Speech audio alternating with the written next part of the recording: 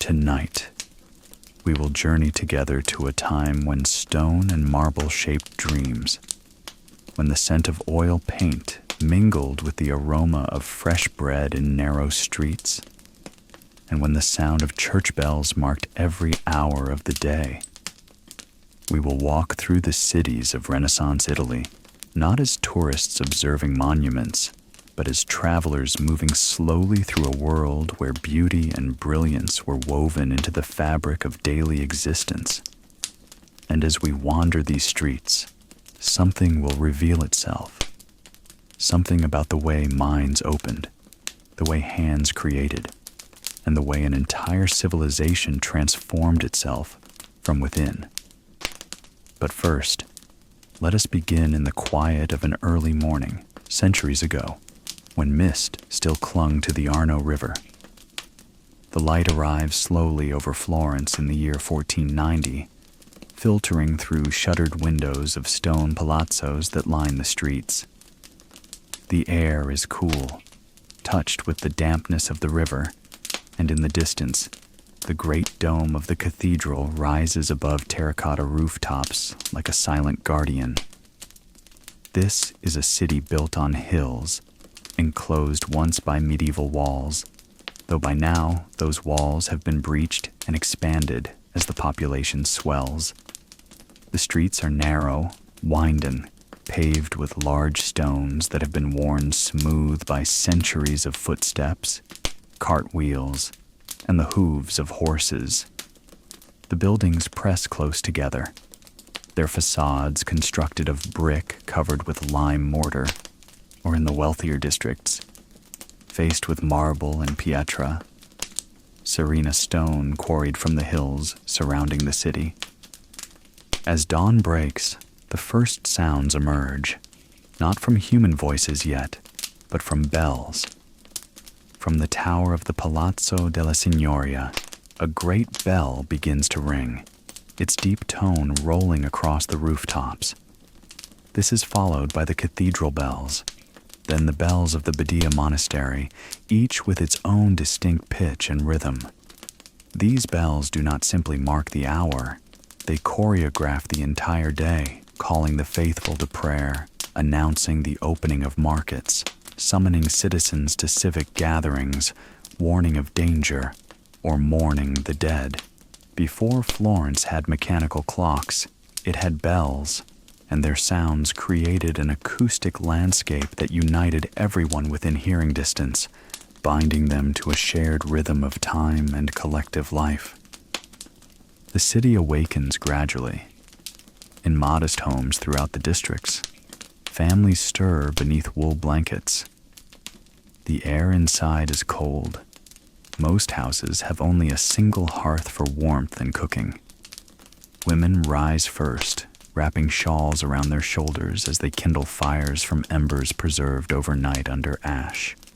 The smell of wood smoke begins to drift through windows and doorways, mingling with the earthy scent of the river and the faint perfume of herbs growing in courtyard gardens. Soon, the aroma of baking bread joins these scents as ovens are lit, and dough that has risen overnight is shaped and placed to bake. Florence in this era is a city of approximately 60,000 souls, though during certain seasons, when trade is vigorous and festivals draw visitors, that number swells considerably. It is not the largest city in Italy. Venice and Milan rival it in size, but it has become something remarkable, a place where wealth generated by wool, silk, and banking has created an appetite for beauty and learning. The city's prosperity rests upon industries that employ thousands.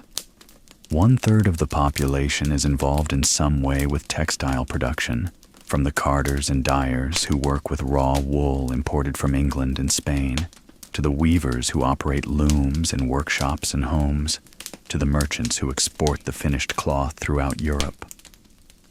The streets begin to fill as the morning progresses.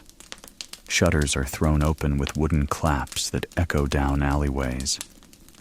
Artisans emerge from ground floor workshops, sweeping the thresholds of their botteghe before beginning the day's work.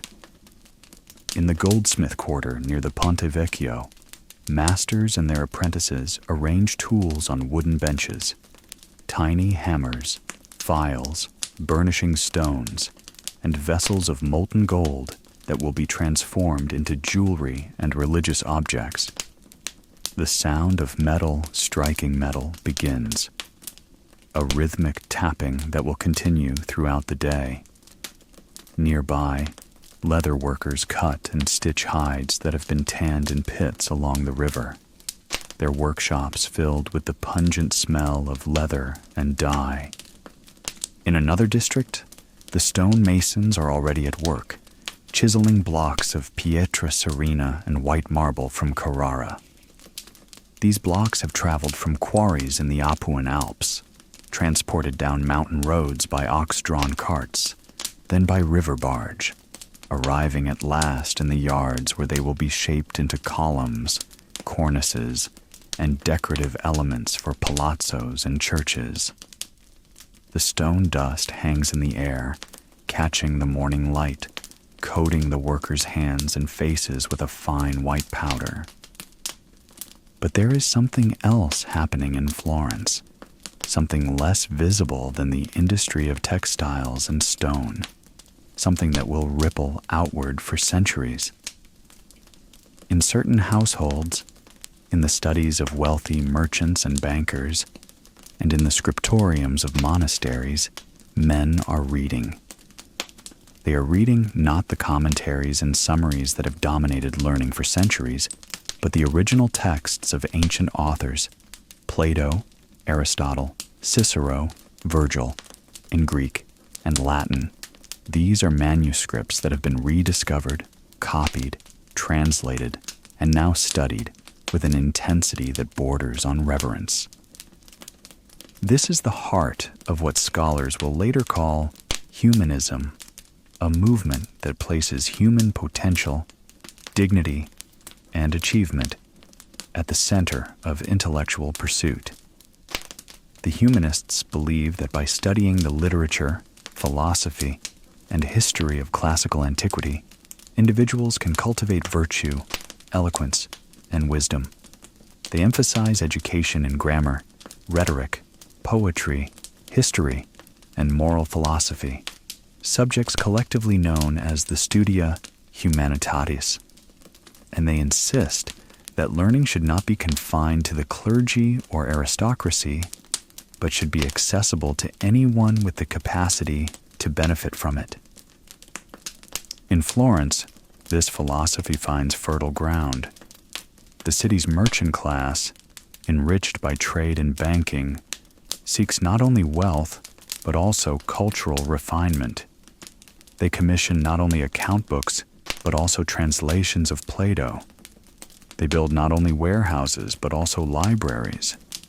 And crucially, they become patrons, supporters who provide financial backing to artists, architects, scholars, and poets, enabling these creative minds to work without the constant pressure of earning their daily bread. Among the most influential of these patrons is the Medici family. What began as a modest banking operation under Giovanni di Bici de' Medici in 1397 has become, by the late 15th century, the most powerful financial institution in Europe. The Medici Bank operates through a network of branches in Rome, Venice, Milan, Geneva, London, and Paris, offering services that include currency exchange, deposit banking, and loans to merchants, aristocrats, and even popes. The bank's success rests partly on financial innovation, the use of double-entry bookkeeping, letters of credit, and exchange bills that cleverly circumvent the church's prohibition on usury by framing interest as fees for currency conversion. But the Medici's true genius lies not solely in accumulating wealth, but in how they deploy it. Cosimo de' Medici the Elder, who takes control of the bank in 1434, understands that power in Florence is not maintained through force alone, but through the softer instruments of patronage, alliance, and cultural leadership.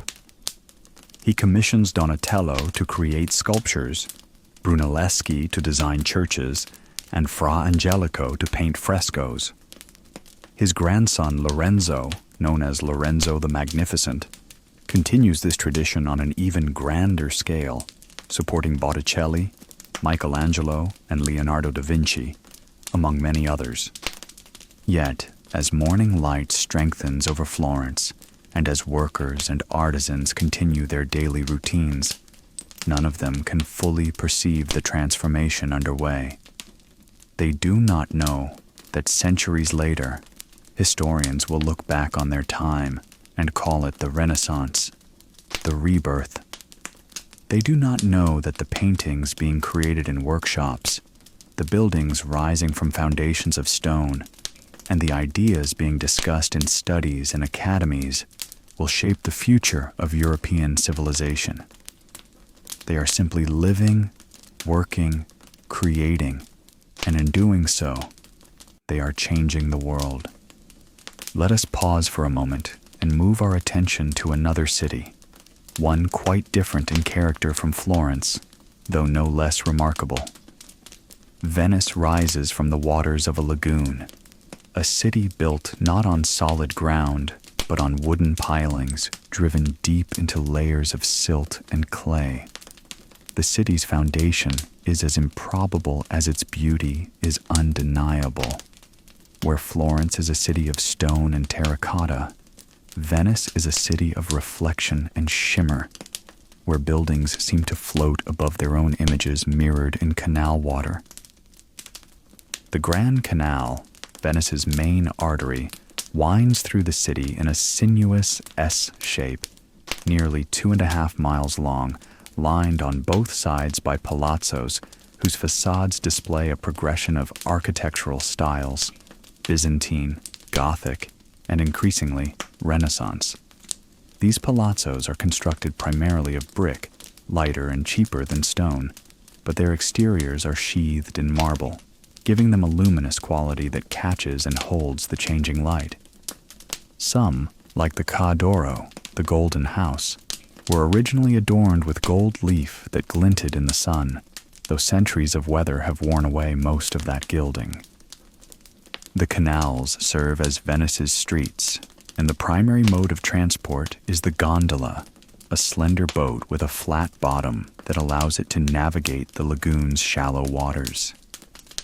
The gondola is asymmetric, a design feature that counterbalances the weight and rowing motion of the single gondolier who stands at the stern, propelling the boat with a long oar. In 1609, a decree will mandate that all gondolas be painted black, ending an earlier era when wealthy families competed to have the most ornately decorated vessels.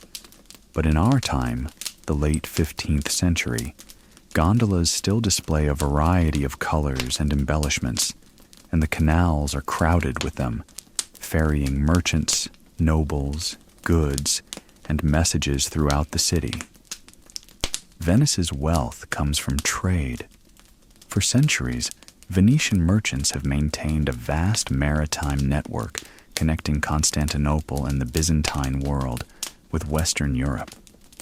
Luxury goods, spices, silks, dyes from the Levant are imported to Venice and redistributed across the continent. The city's location at the head of the Adriatic Sea makes it a natural gateway between East and West. Venetian trading posts, established with privileges granted first by Byzantine emperors and later won through shrewd diplomacy and military force, dot the Mediterranean and Black Sea coasts. The Arsenal, Venice's legendary shipyard complex in the city's northeast, produces the vessels that sustain this trade empire. This vast industrial site, with its basins, workshops, and warehouses, employs thousands of workers who construct everything from merchant galleys to warships. The arsenal's efficiency is renowned. Witnesses report that a single galley can be built in a day, though this likely refers to final assembly, rather than the complete construction process. The smell of tar and sawdust fills the air around the arsenal, mixing with the salt tang of the sea. In Venice, as in Florence, the daily rhythm is marked by bells, but here the sounds mingle with the splash of oars, the creak of wooden hulls, and the calls of gondoliers navigating the crowded waterways. The Piazza San Marco, Venice's great public square, serves as the heart of civic and commercial life. Here, beneath the Byzantine domes of the Basilica and the soaring campanile, merchants meet to negotiate contracts, citizens gather to hear proclamations, and visitors from across Europe marvel at the city's exotic blend of Eastern and Western influences. But Venice is not merely a commercial hub. It is also a center of artistic innovation. The city's painters develop a distinctive style characterized by rich color and luminous light effects, perhaps influenced by the ever-present reflections of water and the particular quality of Adriatic sunlight. And Venice's architecture increasingly incorporates Renaissance principles of symmetry and proportion, though often tempered with the decorative exuberance that reflects the city's connection to Byzantine traditions. Now let us shift our attention once more, this time to Rome, a city whose identity is layered with millennia of history. Here, the ruins of ancient temples and forums coexist with medieval churches and the grand projects of Renaissance popes. Rome, in the late 15th and early 16th centuries, is undergoing a dramatic transformation, driven largely by the papacy's ambition to restore the city to its former glory as the capital of Christendom. The most iconic symbol of Rome's Renaissance revival is the Sistine Chapel, commissioned by Pope Sixtus IV in 1479. The chapel's walls are adorned with frescoes by prominent artists, including Perugino and Botticelli, depicting scenes from the lives of Moses and Christ. But it is the ceiling that will become the most celebrated, though that work is still to come when Pope Julius II commissions Michelangelo to paint it between 1508 and 1512. When Michelangelo begins that monumental project, he faces extraordinary challenges. The ceiling is already covered with an earlier fresco, a blue sky dotted with golden stars painted by Pier Matteo d'Amelia. This must be painstakingly chipped away before work on the new scheme can begin. The process of painting in fresco, applying pigment to freshly laid wet plaster, requires meticulous planning and swift execution, as the plaster must be painted before it dries, creating an impermeable bond between image and wall. Each day, only a section of fine plaster, called intonaco, is applied, enough for that day's work. Michelangelo and his assistants must work on scaffolding suspended high above the chapel floor, their necks craned upward, arms extended for hours at a time. The resulting work, over 300 figures depicting scenes from Genesis, from the creation to the story of Noah, is a cornerstone of high Renaissance art. The anatomical precision, the dramatic foreshortening, the emotional intensity of the figures, all demonstrate Michelangelo's mastery, not only of painting, but also of the human form and divine narrative. Meanwhile, in Milan, another masterpiece is taking shape, though in a very different medium and context. Leonardo da Vinci, commissioned by Ludovico Sforza, Duke of Milan, begins work in 1495 on a mural for the refectory of the Dominican monastery of Santa Maria delle Grazie. The subject is the Last Supper, the moment when Christ reveals to his disciples that one of them will betray him. Leonardo's approach is revolutionary. Rather than positioning figures on either side of the table, as was traditional, he arranges all the disciples behind the table, facing outward, with Christ at the center.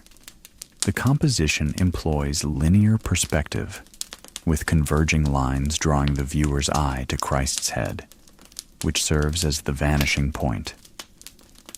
Behind Christ, 3 windows open onto a distant landscape, bathing the scene in light. The disciples are grouped in clusters of 3, each reacting with distinct gestures and expressions to Christ's announcement. Judas, the traitor, is set apart on the left, clutching the coins he has received for his betrayal. Leonardo's technique, however, proves problematic. Rather than using traditional fresco, which requires rapid work on wet plaster, Leonardo experiments with tempera on gesso, pitch, and mastic, allowing him to work more slowly and make revisions. But this method proves less durable than fresco, and the painting begins to deteriorate within decades. Nevertheless, the Last Supper's influence is immediate and profound, marking the transition into what art historians call the High Renaissance. Let us return now to Florence, but shift our attention from grand projects to the intimate scale of daily life. The marketplaces awaken fully by mid-morning, transforming quiet squares into theaters of commerce and social exchange. The Mercato Centrale, housed in a large iron and glass structure, is filled with vendors selling produce, meat, cheese, fish, and prepared foods. The colors are vivid: bright red tomatoes, deep green herbs, golden wheels of cheese, silvery fish laid out on ice. The air is thick with competing aromas: the sweet fragrance of ripe fruit, the sharp tang of aged cheese, the earthy smell of root vegetables still dusted with soil, the rich scent of roasting meat.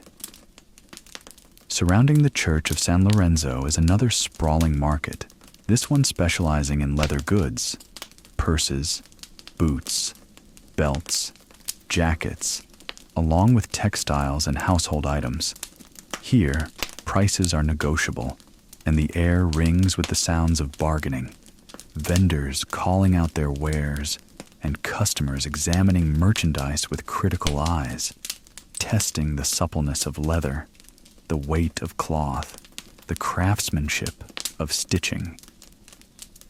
Food in Renaissance. Italy varies greatly by class, though certain staples are common to all. Bread forms the foundation of most meals, accompanied by vegetables, legumes, and on occasion, meat or fish. The wealthy enjoy access to exotic spices imported from the East: pepper, cinnamon, cloves, saffron, which are used generously to flavor dishes. They dine on plates of wood, metal, or fine porcelain, using forks, a utensil still relatively novel and initially frowned upon by the church after being introduced to Venice by a Byzantine princess. The poor, by contrast, eat from trenchers, thick slices of stale bread that serve as edible plates, and use their hands or wooden spoons. Pasta and polenta are consumed across all classes, though prepared with varying degrees of refinement. In wealthier households, pasta might be dressed with butter, cheese, and herbs, while in poorer homes, it is more likely to be eaten plain or with a simple sauce of oil and garlic. Wine is the common beverage, safer than water and available in different qualities depending on one's means. The preparation and consumption of food follows rhythms dictated by the agricultural calendar and the church calendar. Lent requires abstinence from meat, shifting diets toward fish and vegetables.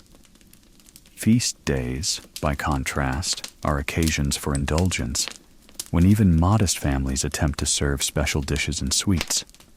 Weddings, in particular, inspire lavish displays. as even the poorest families attempt to emulate the rich with elaborate meals and celebrations. But Renaissance Italy is not only a place of commerce and consumption, it is also a landscape shaped by natural beauty and the changing seasons.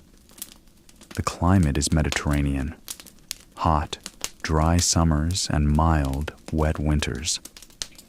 In Florence, summer temperatures often soar into the high 80s and 90s Fahrenheit, making the narrow streets and stone buildings almost unbearably warm. July and August are the most oppressive months, and those who can afford to do so retreat to country villas in the hills, where the air is cooler and breezes more frequent. The poor remain in the city, seeking shade in doorways and courtyards, working in the early morning and late evening to avoid the midday heat. In Rome, the climate is similarly Mediterranean, though perhaps slightly milder. Summers are hot and dry, winters cool and occasionally wet. Rain is most common in November, though October, December, March, and April also bring precipitation. The best seasons, the most pleasant for living and working, are late spring and early autumn, when temperatures are moderate and the skies are clear. Winter, though short-lived in both Florence and Rome, brings its own character. The air turns crisp and occasional cold rains sweep through the streets. Snow is rare, but when it falls, it transforms the cities into unfamiliar landscapes, muting sounds and softening the hard edges of stone and brick. Fires are kept burning in hearths, and families gather close for warmth, telling stories and mending clothes by the light of oil lamps. Spring is perhaps the most beloved season. The hills around Florence burst into color as wildflowers bloom, violets, roses, poppies, and the air fills with the scent of citrus blossoms, olive flowers, and herbs. In the countryside, farmers plow fields and plant crops, while in the cities, gardens tucked into courtyards and cloisters come alive with new growth. The rivers, swollen with winter rains and melting snow from the mountains, run fast and full, their waters powering the mills that grind grain and full cloth. This is also the season of festivals. In Florence, the feast of St. John the Baptist, the city's patron saint, is celebrated with particular enthusiasm on June 24th. The festivities last several days and include processions, music, feasting, and a dramatic fireworks display that lights up the night sky above the city. Similar celebrations occur throughout Italy, each city honoring its own patron saint with rituals that blend devotion and spectacle. The Feast of Corpus Christi brings another type of procession, solemn, ecclesiastical, yet also magnificent in its display of relics, vestments, and sacred objects carried through the streets under canopies, while bells ring and incense fills the air. These processions are carefully choreographed, moving along designated routes that connect significant churches and public spaces, transforming the city into a sacred theater. Carnival, celebrated in the weeks before Lent, offers a contrasting mood, one of exuberance, inversion, and license. In Venice, the Carnival is especially famous, with citizens donning elaborate masks and costumes that allow them to move anonymously through the city, crossing boundaries of class and identity that would normally be rigidly maintained. The streets fill with music, dancing, and theatrical performances, and the canals become stages for elaborately decorated boats parading past crowds of spectators. Now let us step inside one of the workshops that line Florence's streets, entering the world of the bottega, where art and craft are learned, practiced, and transmitted from generation to generation. The workshop of a painter, sculptor, or goldsmith is a complex social and economic unit, typically headed by a master artisan who has achieved recognition for his skill and who is a member of the appropriate guild. Guilds, secular corporations that control the arts and trades, are central to the organization of economic life in Renaissance Italy. In Florence, there are 7 major guilds, 5 middle guilds, and 9 minor guilds, each governing a particular profession or group of related professions. The major guilds, which include the wool merchants, silk merchants, bankers, and others, wield considerable political power.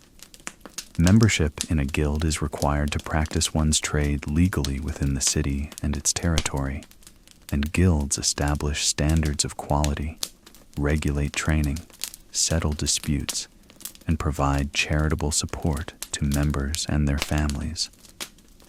Interestingly, painters belong to the same guild as doctors and apothecaries, the Arte dei Medici e Speziali, because both professions use materials purchased from apothecaries, including pigments ground from minerals and plants. Sculptors, by contrast, are members of the Arte dei Maestri di Pietra e Legname, the Guild of Stone and Woodworkers. This categorization reflects the medieval view of painters and sculptors as craftsmen, though by the late Renaissance, artists are increasingly asserting their status as practitioners of a liberal art, seeking independence from guild regulations. Inside a typical painter's workshop, the air smells of linseed oil, turpentine, and pigment dust. The space is organized with ruthless efficiency. Along one wall, wooden shelves hold jars and pots containing pigments: ground azurite for blue, malachite for green, red ochre for earth tones, precious lapis lazuli for the most vivid ultramarine, used sparingly because of its cost. Other containers hold binding media, egg yolk for tempera, oils for oil painting, gum arabic for watercolor, and varnishes that will protect finished works. The master works at a large easel or table, often surrounded by several assistants and apprentices. Apprentices, typically boys aged 10 to 14 when they begin their training, perform the most basic tasks: grinding pigments with a stone pestle and mortar, mixing paints, preparing wooden panels by coating them with layers of gesso, stretching and priming canvases, cleaning brushes and tools. This work is tedious and physically demanding, but it is essential education. Through repetition, apprentices internalize the properties of materials: how finely to grind each pigment, how much oil to add to achieve the right consistency, how many layers of gesso are needed for a smooth surface. As apprentices gain skill, they are entrusted with more complex tasks. They might be asked to paint background elements, skies, landscapes, architectural details, or to execute preparatory drawings on panels before the master applies the final layers of paint. In some workshops, especially those producing large altarpieces or fresco cycles, division of labor is elaborate, with different assistants specializing in different aspects: one painting drapery, another faces, another gilding halos. The master's role is to design the composition, paint the most important and difficult elements, and ensure the overall quality and coherence of the work. But Renaissance workshops are collaborative environments, and attributing a work to a single hand is often impossible, and, in the context of the time, somewhat beside the point.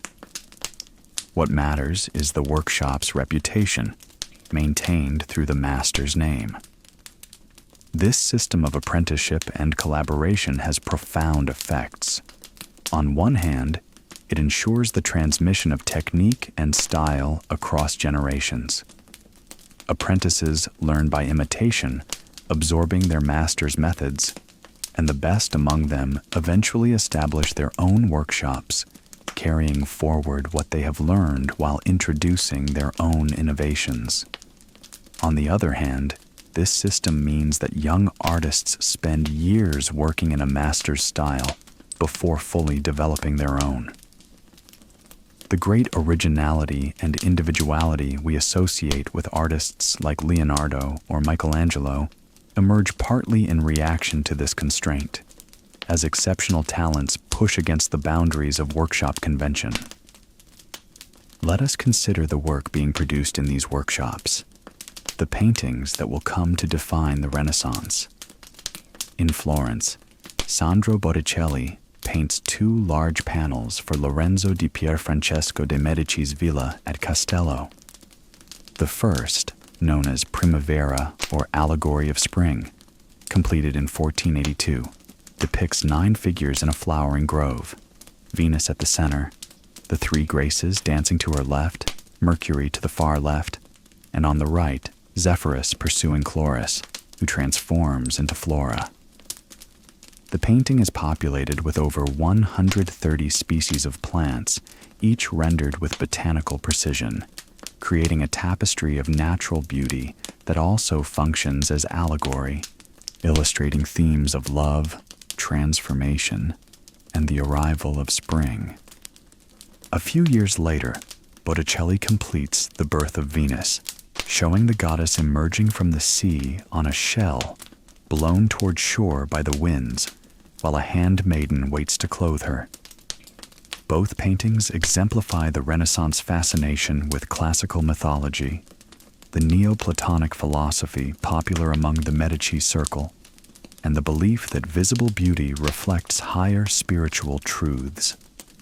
They also showcase Botticelli's distinctive style, elongated figures, flowing lines, delicate colors, and a dreamlike quality that seems to exist outside ordinary time. These works were not created for churches but for private contemplation in a villa, reflecting the growing secularization of art and the emergence of themes beyond the purely religious. Yet they are not merely decorative.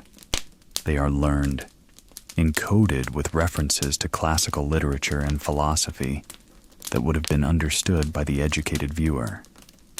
Let us turn now to the gardens that wealthy families cultivate, for these too are expressions of Renaissance ideals, not wild nature, but nature shaped by human intellect and design.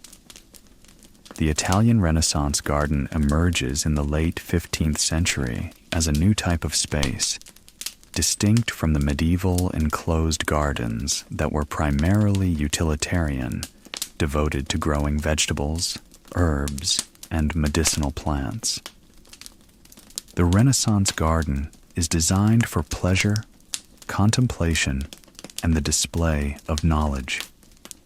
It breaks down the wall between the house and the surrounding landscape, creating a series of terraces that descend a hillside, linked by stairways and often by water features, fountains, cascades, channels, that both delight the eye and provide the soothing sound of moving water.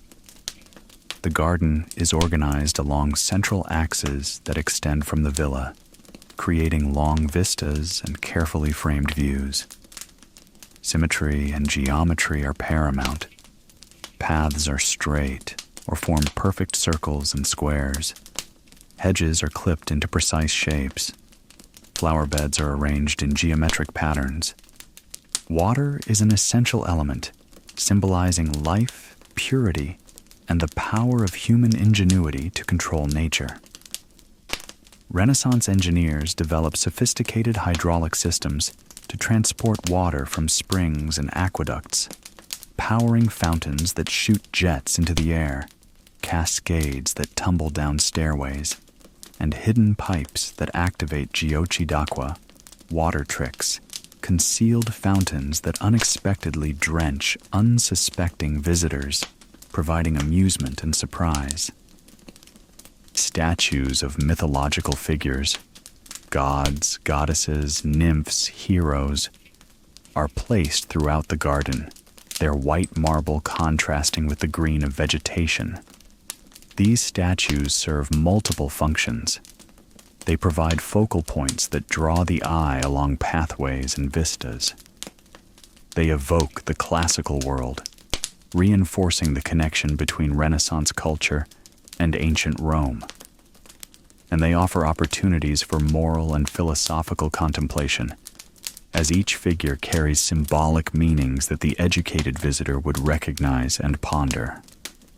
The Villa Lante, north of Rome near Viterbo, exemplifies the mature Renaissance garden. Its design features cascades, fountains, grottos, and a water staircase where water flows down a central channel carved into stone steps. The visual choreography of water, its movement, sound, and reflective quality, creates a multi-sensory experience intended to delight and refresh. These gardens are not merely ornamental. They are outdoor rooms, extensions of the villa's living space, used for dining, conversation, and entertainment. On warm summer evenings, families and guests gather in garden loggias, covered porches, where fountains provide coolness and white marble reflects the fading light. Tables are laden with fruit, wine, bread, and cheese, and conversation ranges from business to politics to philosophy, all conducted in an atmosphere of cultivated ease. Yet even as we admire the beauty and sophistication of these spaces, it is worth remembering that they are the privilege of a tiny elite. The vast majority of Italians in this era never enter such gardens, never commission works of art, never own more than a few books. Their lives are harder, more precarious, shaped by the rhythms of agricultural labor, the demands of guilds and workshops, and the constant proximity of illness, hunger, and death. Still, the achievements of the Renaissance, even if financed by the few, eventually ripple outward, transforming European culture in ways that affect many. The paintings, sculptures, and buildings created during this period do not remain locked in private villas and chapels. They enter the public realm, displayed in churches and civic buildings where they can be seen by all. The ideas debated in humanist circles, the value of education, the dignity of the individual, the importance of civic virtue, gradually permeate the broader culture, influencing political thought, religious reform, and social organization. And then there is the printing press. Around 1450, Johannes Gutenberg, a German goldsmith and inventor, develops a printing press with movable metal type. The first major work produced on this press is a Bible, completed in 1456. The invention transforms the production and dissemination of knowledge. Before the printing press, books are copied by hand, a slow and expensive process that limits the availability of texts. A single scribe might take months to copy a book, and the cost places ownership beyond the reach of all but the wealthy and institutions. Printing changes this dramatically. A single press can produce hundreds of copies of a text in the time it would take a scribe to copy one. The cost of books plummets, and their availability increases exponentially. Within 50 years of Gutenberg's invention, over 1,000 print shops are operating in more than 200 European cities and towns, producing over 10 million copies of books. In Italy, the printing press arrives quickly. German clerics establish presses in a monastery near Rome in 1461, and in Rome itself in 1467. Venice becomes the printing capital of Italy and one of the most important in all of Europe, with 150 presses operating by 1500. Among the most famous printers is Aldus Manutius, who works in Venice from 1485 until about 1505, producing Greek and Latin editions of works by Aristotle, Aristophanes, and many others. Aldus innovates by creating small, pocket-sized books printed in a legible italic typeface. making classical texts affordable and accessible to a much wider audience, including students and scholars of modest means. The printing press has profound consequences. Literacy rates begin to rise, though this is a gradual process that unfolds over centuries. Ideas spread more rapidly. A scholar in Florence can read the latest work of a colleague in Paris within months rather than years.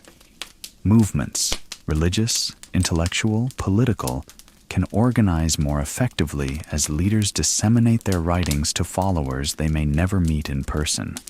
The Protestant Reformation, which begins in 1517 when Martin Luther posts his 95 Theses, spreads with astonishing speed in part because Luther's writings are printed and distributed widely. But there is also danger.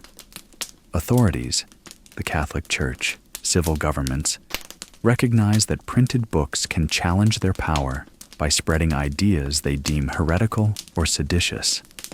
Censorship becomes a tool of control. Books are banned, confiscated, and burned. The Church establishes an index of prohibited books, listing works that Catholics are forbidden to read. Yet the power of print proves difficult to contain. Once an idea is set in movable type and copies are distributed, suppressing it entirely becomes nearly impossible.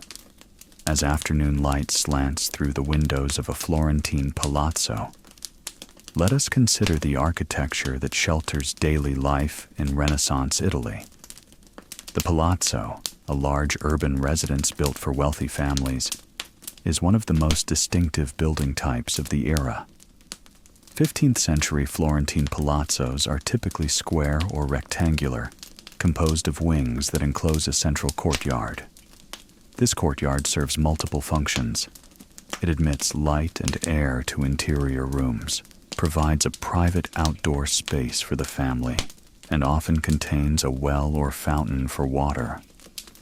The facades of these palazzos are carefully designed to project an image of strength, stability, and wealth, but also restraint and civic virtue.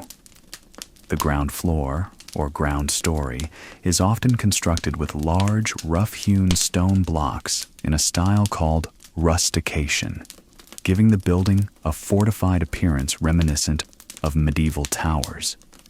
As the eye moves upward to the second floor, the piano nobile, or noble floor, where the family's main living quarters are located, the stonework becomes more refined, the blocks smoother and more regular.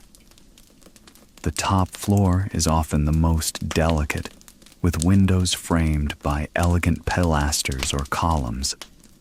This progression from rough to refined, from heavy to light, creates a sense of upward movement and expresses the Renaissance ideal of harmony and proportion.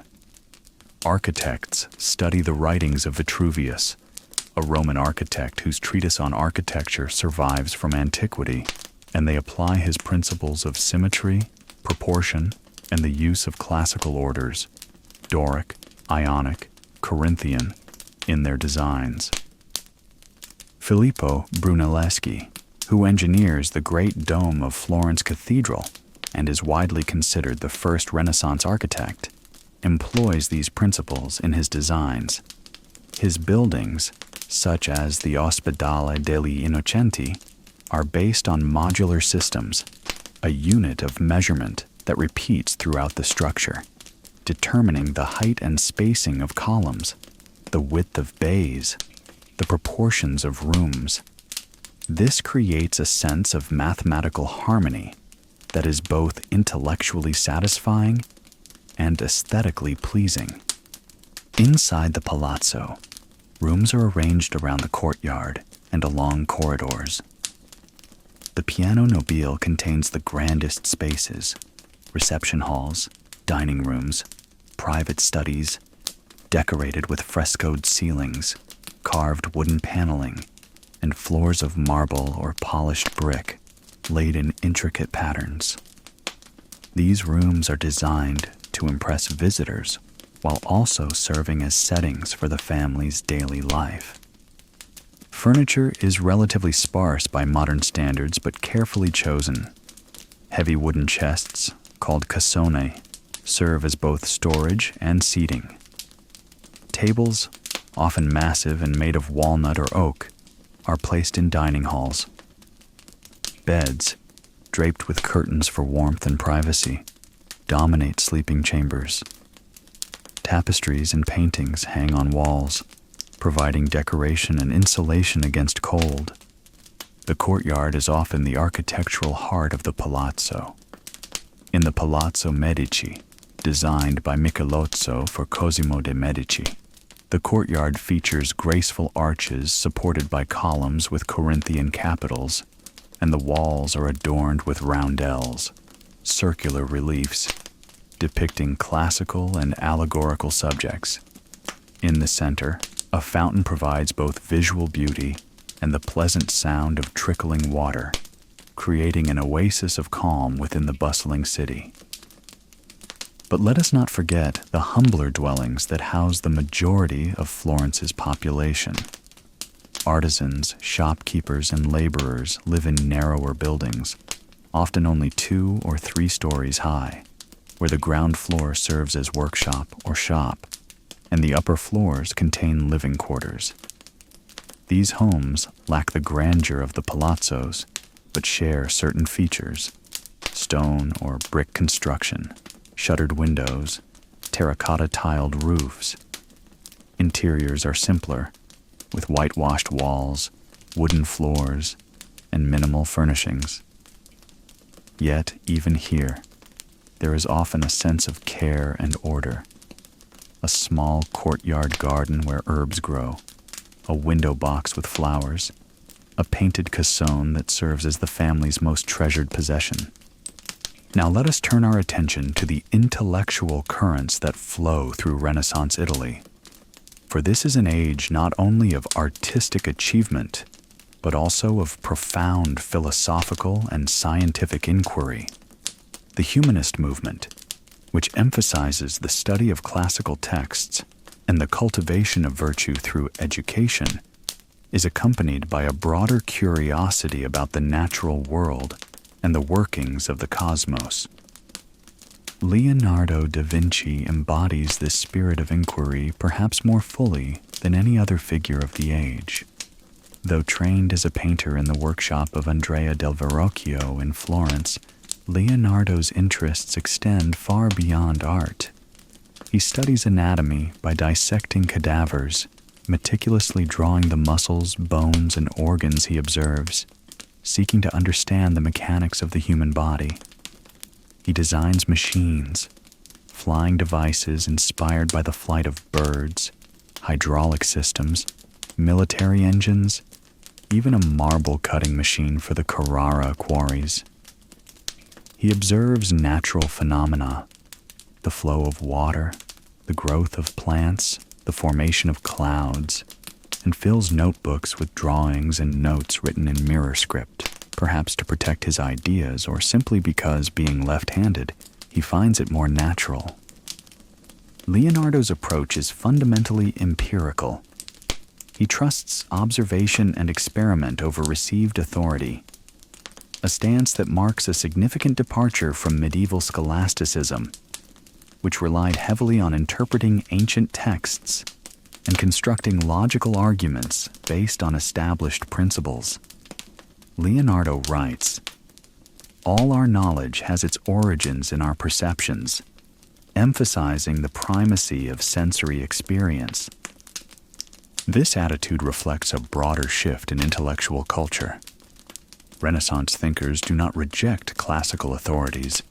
Indeed, they revere them.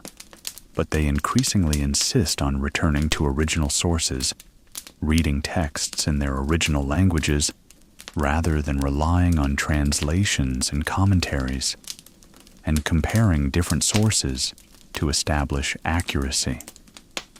This philological rigor leads to important discoveries, including the identification of forged documents and the correction of errors that have been perpetuated for centuries. At the same time, Renaissance scholars recover and translate a vast body of Greek texts that were largely unknown in Western Europe during the Middle Ages. Plato's dialogues, the works of the Stoics, Epicureans and skeptics, and the commentaries of late ancient Greek philosophers on Aristotle all become available in Latin translations, enriching and complicating the intellectual landscape. These texts offer alternative perspectives to the Aristotelian philosophy that dominated medieval universities, and they inspire new philosophical movements, including Neoplatonism, which flourishes in Florence under the patronage of the Medici. Marsilio Ficino, a scholar and priest, translates Plato's complete works into Latin and establishes the Platonic Academy, an informal gathering of intellectuals who discuss philosophy, theology, and the arts. Ficino and his circle develop a synthesis of Platonic philosophy and Christian theology, arguing that all truth is ultimately compatible and that the study of ancient wisdom can lead to a deeper understanding of Christian revelation. This vision of universal harmony and the dignity of human reason shapes the intellectual climate of Renaissance Florence and influences figures like Botticelli, whose paintings reflect Neoplatonic themes. Yet the Renaissance is not an age of untroubled optimism. It is also a time of war, plague, political upheaval, and religious crisis. The Italian city-states, despite their wealth and cultural achievements, are frequently at war with each other, hiring mercenary armies led by condottieri to fight their battles. The balance of power shifts constantly, with alliances forming and dissolving, territories changing hands, and entire populations suffering the consequences of conflict. Florence itself experiences dramatic political changes. The Medici, despite their immense wealth and influence, are not immune to challenge. In 1478, they survive the Pazzi conspiracy, an assassination plot that results in the murder of Giuliano de' Medici during High Mass in the cathedral, though Lorenzo escapes with only minor injuries. In 1494, the Medici are expelled from Florence, and the city comes under the influence of Girolamo Savonarola, a Dominican friar whose apocalyptic preaching and calls for moral reform captivate the population. Savonarola organizes bonfires of the vanities, where citizens are urged to burn their luxury goods, secular books, cosmetics, and artworks deemed immoral. Botticelli, deeply affected by Savonarola's preaching, reportedly throws some of his own paintings into the flames. But Savonarola's power is short-lived. He alienates the papacy, which excommunicates him, and he loses popular support. In 1498, he is arrested, tortured, hanged, and burned in the Piazza della Signoria. The Medici eventually return to power, but the episode reveals the fragility of Renaissance civilization, its dependence on the patronage of a few powerful families, and the underlying tensions between humanist ideals and religious orthodoxy. As evening falls over Florence, the light fades slowly, the sky turning from blue to violet to deep indigo. The bells ring again, this time calling the faithful to evening prayer, the Ave Maria sounding 3 times from the cathedral tower. Workers close their shops, sweeping the floors one last time and securing shutters. Families gather for the evening meal, sitting together by candlelight or the glow of a hearth fire. The streets grow quieter, though not entirely silent. The sound of voices drifts from taverns, the occasional clip of hooves echoes as a late rider passes, and from somewhere in the distance, the faint melody of a lute or voices singing. This is a world poised between past and future, a world rediscovering ancient wisdom while forging new paths of creativity and thought. The achievements of the Renaissance, the paintings and sculptures, the buildings and gardens, the books and ideas, will endure for centuries, shaping the culture of Europe and beyond. But for the people living in this moment, these achievements are simply the texture of daily life, the result of countless hands and minds working with dedication, skill, and vision. What was it that made this possible? Perhaps it was the convergence of favorable circumstances, the wealth generated by trade and banking, the patronage of powerful families, the competition between city-states that spurred cultural ambition, the recovery of classical texts that opened new intellectual horizons. Perhaps it was the structure of workshops and guilds that transmitted skills across generations while allowing for individual innovation. Perhaps it was the belief, central to humanism, that human beings possess dignity, potential, and the capacity to shape their own destinies through education and virtue. Or perhaps it was something less tangible. A certain quality of light in Tuscany, the beauty of the Italian landscape, the way stone and water and sky come together in these cities, creating an environment that invites contemplation and creativity. Whatever the reasons, the Renaissance remains one of the most extraordinary chapters in human history, a time when art, architecture, learning, and daily life seemed to shimmer with possibility. As the last light fades and stars begin to appear above the dome of the cathedral, we leave the streets of Renaissance Italy and return to our own time. But the echoes remain, in the paintings that still hang in museums, in the buildings that still stand, in the ideas that still shape our thinking about what it means to be human, to create, to seek beauty and truth. And perhaps, in some quiet way, we carry a piece of that world with us, a reminder that human beings, working with dedication and vision, can transform the world around them and leave something of lasting value for those who come after. The Renaissance continues, in a sense, whenever we pause to look at a painting, read a book, walk through a garden, or contemplate the beauty of the world. It lives on in our belief that education matters, that art enriches life, and that each individual possesses unique potential waiting to be realized. And so, as night settles over Florence and over all the cities and towns of Renaissance Italy, we too settle into rest, carrying with us the images and stories of that remarkable time, and perhaps a deeper appreciation for the enduring power of human creativity.